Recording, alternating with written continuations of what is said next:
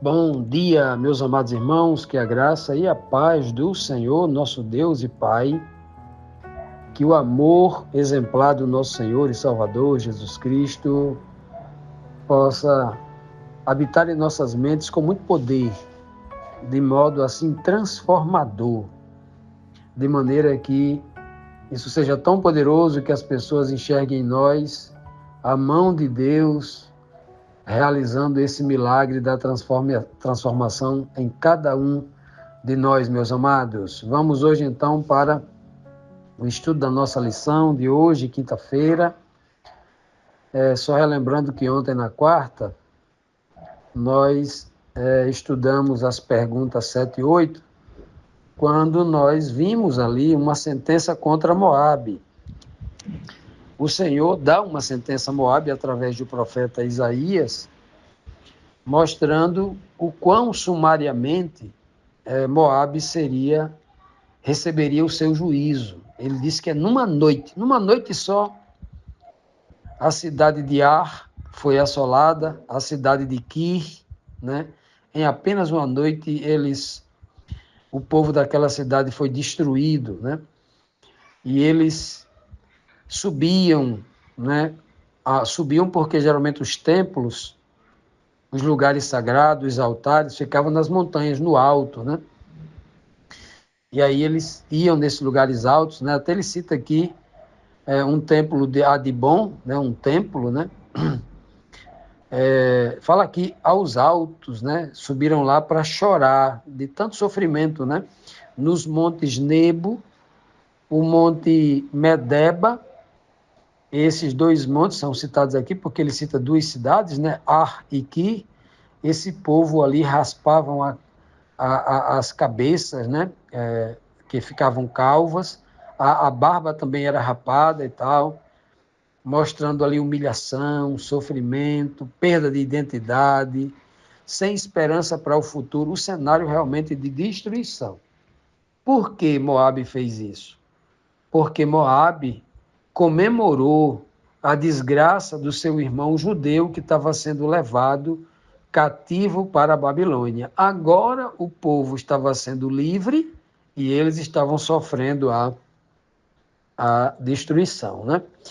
Isso é um princípio muito interessante na Escritura. Inclusive tem uma profecia que a gente deve estudar no livro de Isaías, que é uma profecia contra Dumá, quando ele diz lá, não sei se é o capítulo 27 de Isaías, não estou lembrado agora onde está a profecia, quando o guarda, o sentinela, aquele que tem a visão de Deus, o vigia, né? Aquele que vigia dia e noite, aquele que tem uma visão privilegiada do Espírito de Deus, ele diz assim a alguém que vinha de Seir, vinha lá de Edom, né? Dos Edomitas, da parte de Esaú, irmão de Jacó, o irmão inimigo do irmão escolhido da promessa. Aí ele diz: estou vendo que está nascendo o dia e com ele nascendo a noite, ou seja, dia e noite estava nascendo, o dia da salvação para os justos e a noite da escuridão do sofrimento para os ímpios. Essa linguagem, no mesmo momento, estava nascendo no mesmo momento. Aqui era no dia em que o povo judeu estava sendo libertado do cativeiro babilônico, estava trazendo juízo contra os filisteus, conforme estudamos aí anteriormente, e agora sobre Moabe, né? E aí vimos também na 8ª pergunta, a pergunta fala sobre o sentimento, né, que havia sobre o povo. O Senhor diz aqui que aquele povo iria se vestir de pano de saco, né, e sair nas ruas completamente humilhados, completamente vencidos, né, com espírito de perdedor. Ele cita outras cidades aqui, Hesbom, Eliale, o povo gritando na rua até Jaza, ou seja, de uma extremidade à outra do território de Moabe, né? Clamando, chorando, e a alma, o espírito tremendo, uma situação de muito sofrimento espiritual. Portanto, continuando ainda nessa descrição aqui no capítulo 15 de Isaías, vamos para a 9ª pergunta. A pergunta diz assim: qual o sentimento o profeta Isaías demonstra pela destruição de Moabe? Na verdade, aqui não é nem Isaías, ele está só descrevendo. O sentimento aqui é de Deus, né? É Deus que está falando isso, né? Então, e o que aconteceu com o povo? Se a gente ler direitinho aí, né? A gente vai ver aí, né, esse sentimento, né, de Deus, e obviamente esse sentimento também, né, é contemplado nas emoções de Isaías, claro, também, né? Deus fala dessa forma aqui porque ele está falando numa linguagem como se ele fosse um ser humano, para que o ser humano entenda essas questões de emoção e sentimento, para que o povo entenda qual era o verdadeiro desejo de Deus. Era salvar Moabe, não era trazer justiça a Moabe, né? Aí o texto diz aqui no verso 5: eu choro por causa de Moabe. O seu povo fugiu até Zoar, uma cidade, e Eglat-Selizia. Alguns chorando vão subindo até Luíte. Outros, gritando de dor, fogem para Oronaim. Então veja que ele cita também outras cidades, ou seja, aqui nesses versos do capítulo 15 de Isaías, nós vemos aqui praticamente todas as cidades. Moabe inteira foi assolada. Que numa tipologia aqui, claro, obviamente, Moabe, nesse contexto aqui bem reduzido, representa os ímpios da terra, que não há cidade que não seja contemplada com o juízo, as cidades ímpias, né, os ímpios. Não há lugar no mundo onde o ímpio possa se esconder, que possa fugir no dia do juízo, no dia em que Cristo se apresentar nas nuvens dos céus com poder e grande glória, né? Nesse dia ele disse prometeu ao sumo sacerdote Caifás, ele disse que naquele dia todas as tribos da terra, tribos de ímpios, se lamentarão vendo o Filho do Homem nas nuvens do céu, né, com poder e grande glória. Ele deixou bem claro isso. Aqui o Senhor está dizendo aqui que ele não faz isso, ele não julga com alegria. Ele faz com tristeza, porque eu choro por causa de Moabe, ele está dizendo por tristeza. Todos os seres humanos existem por causa de um Criador, que é Deus. Por meio da criação, essas pessoas podem ser chamados filhos de Deus, como criaturas de Deus, como filho. Deus quer que todos eles sejam filhos. Agora, já imaginou um pai ter que deserdar um filho, dizer você não é mais meu filho, e entregar o juízo porque ele cometeu um crime hediondo? É muito doloroso para um pai. Então é por isso que Deus chora quando vê o povo fugindo perdendo casa, perdendo a sua pátria, a sua referência, né? Perdendo agora, perdido. A palavra está perdido, não sabe para onde ir, não sabe quem é, de onde vem, para onde vai, fica completamente perdido. Ele diz aqui, alguns chorando, olha, qual é o ser humano que vê alguém chorando que não se compadece também, que não chora? Aqueles mais fortes, que não chora colocando lágrima para fora, chora por dentro, é tocado, não é mesmo? Outros gritando de dor. Quem é que não se compadece? Né? Então aqui nós temos claramente um Deus de amor, que ele aplica o seu juízo, não porque gosta de ver o outro sofrer, mas ele faz isso para que a justiça perfeita seja feita. Por isso que a Bíblia diz que quando Deus lançar a sua sentença sobre os ímpios, que os consumirão para sempre, ele diz claramente ali de um estranho ato de Deus.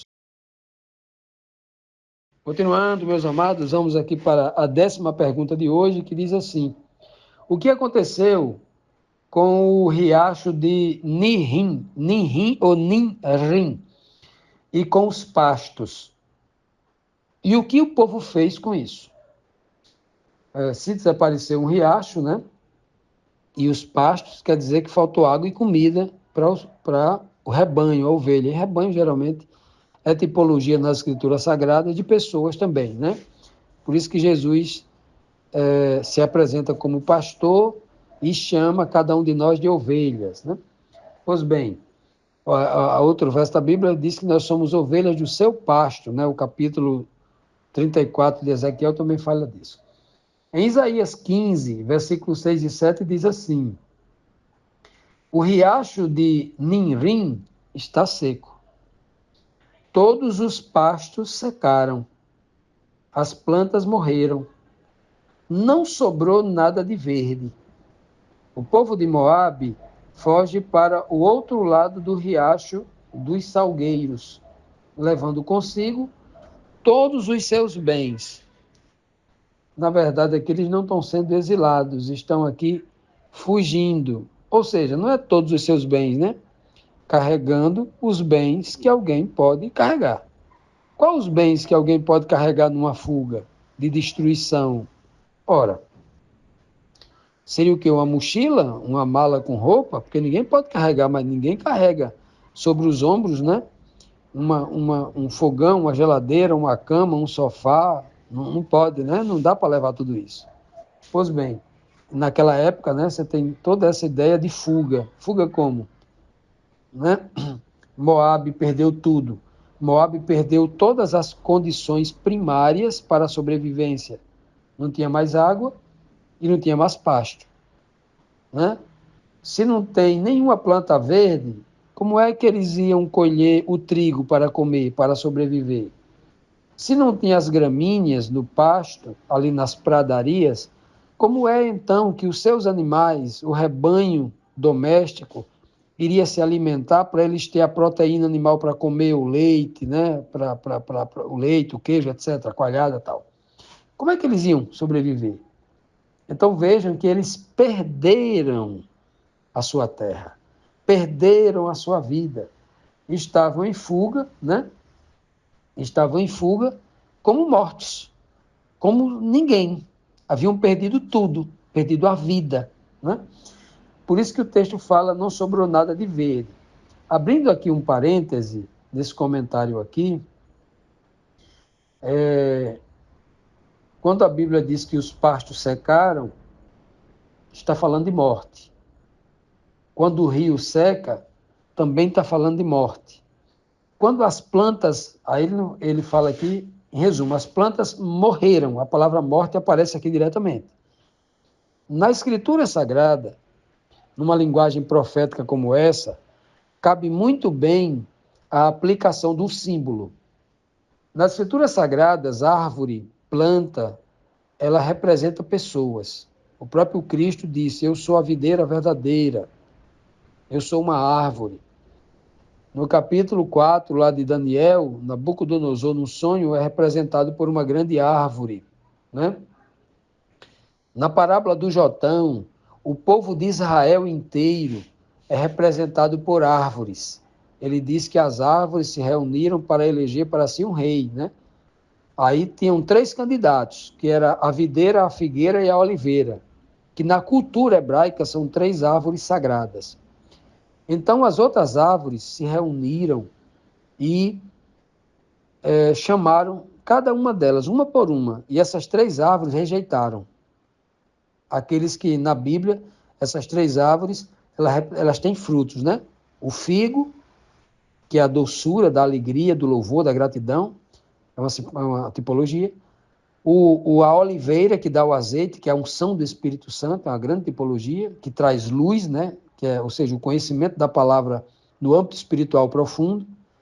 E a videira, que é o vinho, que simboliza o Espírito Santo também, o batismo, a unção, a capacitação com dons, tudo isso. Né? A felicidade de viver no Espírito de Cristo, que vinho também tem essa tipologia da alegria, né? Da felicidade. Pois bem, então quando ele diz aqui que todas as plantas morreram, está dizendo que, no sentido espiritual mais profundo, que as pessoas morreram. Aquelas pessoas que iriam dar fruto, queriam comandar, as pessoas que fazia com que o povo prosperasse, crescesse, as pessoas que dão fruto, né? Olha que coisa, que as plantas morreram, não sobrou nada de verde. Verde também, né? Muita gente fala aqui que verde, na cultura moderna, que verde tem a ver com esperança, e tem nesse contexto aqui também. Verde não é apenas a esperança nesse contexto, mas assim, não sobrou nem esperança aqui, não sobrou nenhuma esperança relacionada a uma posteridade, a um progresso, a uma prosperidade em relação à posteridade, ou seja, nenhuma esperança de que ali fosse uma grande nação de novo. As pessoas iam ter muitos filhos, iam formar um grande exército, né, grandes cidades, como era o povo de Moabe, se secou por causa da desobediência a Deus, porque não amou o seu irmão mais próximo, ali vizinho, que era o povo de Jerusalém, desejou a morte, guerreou, queria oprimir, né? Ou seja, não obedeceram o mandamento que o Senhor deixou claro: ame ao seu próximo como a si mesmo. O texto não diz ame ao seu irmão de fé, diz ao seu próximo, é aquele que está próximo. Quem é o que está próximo? Você é branco, aí tem um negro próximo, ele é o seu próximo. Você é negro, aí tem um branco próximo, o branco é seu próximo. Você é brasileiro, você é sul-americano, aí tem um africano próximo, ele é o seu próximo. Você tem um europeu próximo, é o seu próximo. Um asiático é o seu próximo. Então, próximo é aquele que está próximo, não é aquele que não é aquele que tem a mesma fé, não. Então, mesmo que o meu próximo ele queira ser meu inimigo, eu preciso amá-lo. Cristo me ensinou isso. Amar o que vos persegue, orar pelos inimigos que caluniam, que fazem coisas contra você, que quer o seu mal. Ore por ele. Então, esse ensinamento que Cristo fala, ele é muito poderoso para nós entendermos essa condição aqui. Por que é que o povo de Moab está sofrendo? Está sendo julgado. Chegou o dia do julgamento dele, que é uma tipologia do que vai acontecer no retorno de Cristo muito em breve. As pessoas não estão amando o próximo. Nós precisamos aprender a amar o próximo. E o próximo é o próximo, né? Como é que se ama? Não é como o mundo tem ensinado. Eu amo o próximo quando eu dou cesta básica, quando eu pago a dívida dele. Não é só isso não, meu irmão. Isso é o mínimo. É o mínimo. Tem que ser feito o mínimo. É muito mais do que isso. E a ajuda emocional para aquele que está depressivo? E o ombro para aquele que perdeu, né? E o sacrifício que você vai dedicar para ensinar a palavra de Deus para ele, a única fonte de poder que liberta a vida dele, que vai trazer verdadeira felicidade, direcionamento, esperança, né, para a vida dele. E a dedicação para isso é amor ao próximo. E muito mais, claro, né? Quanto mais você realiza a obra de Deus, mais você vai compreendendo. Quanto mais você vive a obra de Deus, de verdade, mais você vai compreendendo tudo isso. Portanto, este cenário aqui que a gente está vendo aqui no dia de hoje, essas duas perguntas, mostra realmente o coração de Deus partido por ver um povo que poderia estar sendo salvo, mas porque não ouviu a palavra de Deus e não conheceu o amor, mas queria o mal do outro, estão agora sofrendo as consequências.